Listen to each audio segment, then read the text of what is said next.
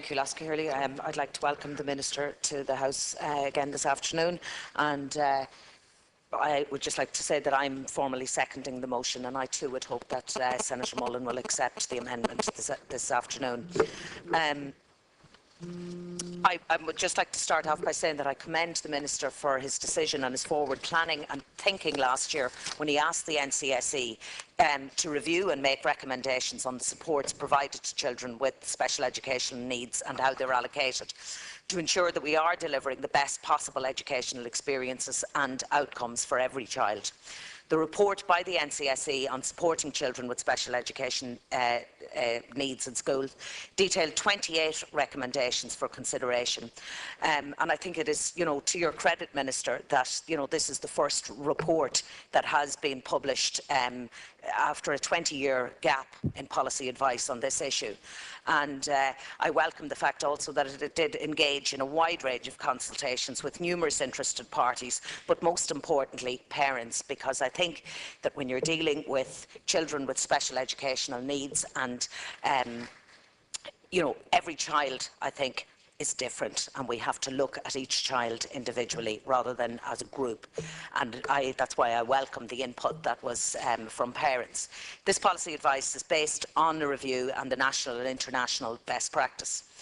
The NCSE, as we all have read, has outlined numerous findings and recommendations, but what comes across most strongly, I feel, is the recognition that children with special needs should not be allocated resources solely on the basis of their diagnosis, but rather on their individual needs. The finding is strengthened by another key finding in the report, that there should be ongoing assessment process. And this is something that I think is very, very important. That, and I'm saying this myself as a parent of a child with special needs, that sometimes children will be diagnosed or will be psychologically assessed when they're 3 or 4, just before they go into school. And that might be the only assessment that they get the whole way along. So children are put into a box straight away, and that's it, and they remain in that box.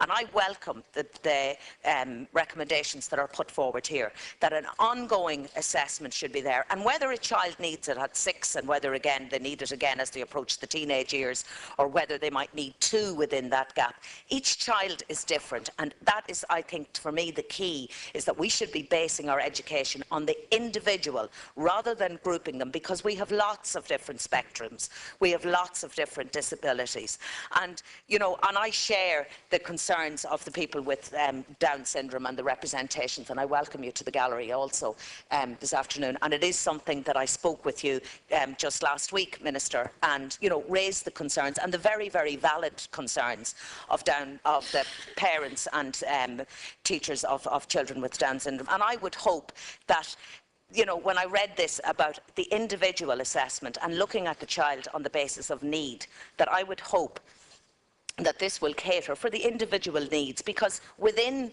the Down syndrome spectrum, within the autism spectrum, there are many different individual needs for each individual child. And I would hope that this will help to get a more rounded and a more individualised approach and help for learning. This will address many of the problems existing in the schools at present and puts the onus on each individual school to appropriately meet the needs of their pupils.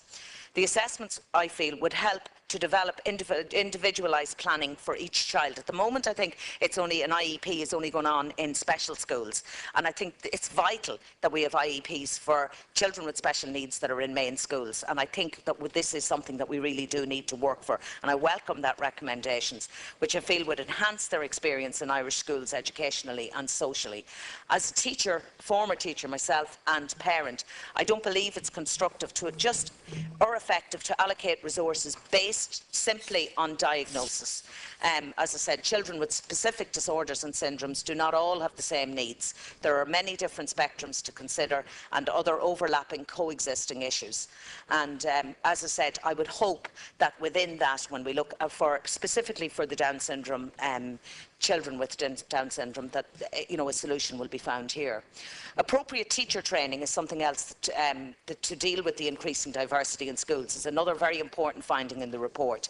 It's vitally important that teachers receive the proper training, as they will certainly have students throughout their career that have special educational needs. And I think that's something that's becoming more and more prevalent as we have more children with special educational needs. And I think anybody else that's here that was a teacher would kind of feel the same, that the whole climate within the classroom has greatly changed within the last 10 or 15 more years, as more children with special educational needs have entered the mainstream schooling. The NCSE recommends that the Teaching Council and the Department of Education and Skills should ensure that teachers are provided with the necessary tools to meet the needs of students with special educational needs. The Teaching Council should stipulate mandatory levels and frequency of continual professional development that teachers are required to undertake for teaching children with special educational needs.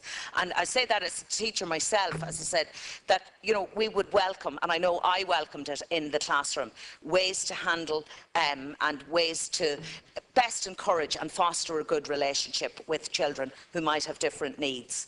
And I think teachers would, be more than accessible to that. Thank you. The report recommends that the Department of Education and Skills clarify the role of class teachers, support teachers and SNAs, as the lines are becoming blurred in this area. And I think clarification on the role of the special needs assistant would benefit all parties involved, but most importantly, the child.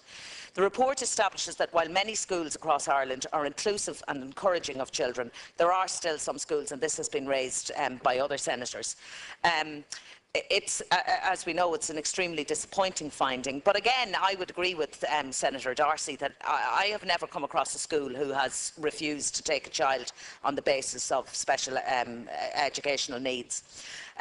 The Minister has said that he will bring forward proposals to Government on the implementation of the findings and the element of enrolment and the regulatory framework, and this new grouping, this new policy group, which will work. And again, I recommend, or I totally commend that, and would again ask that parents be included on this policy group, because I think it's very vital that we have that. Your time's out here, you're gone. Okay, if I could just finish.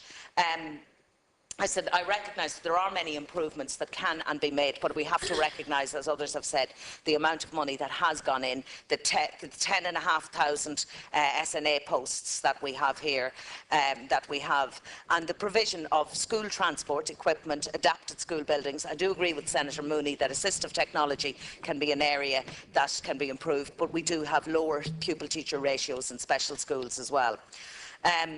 The Department of Education, and I welcome this, has said that they will now work cross-departmentally with the various departments in Children and Youth Affairs and Social Protection. And I think this cross-department approach is crucial in providing a cohesive programme for these children and their families.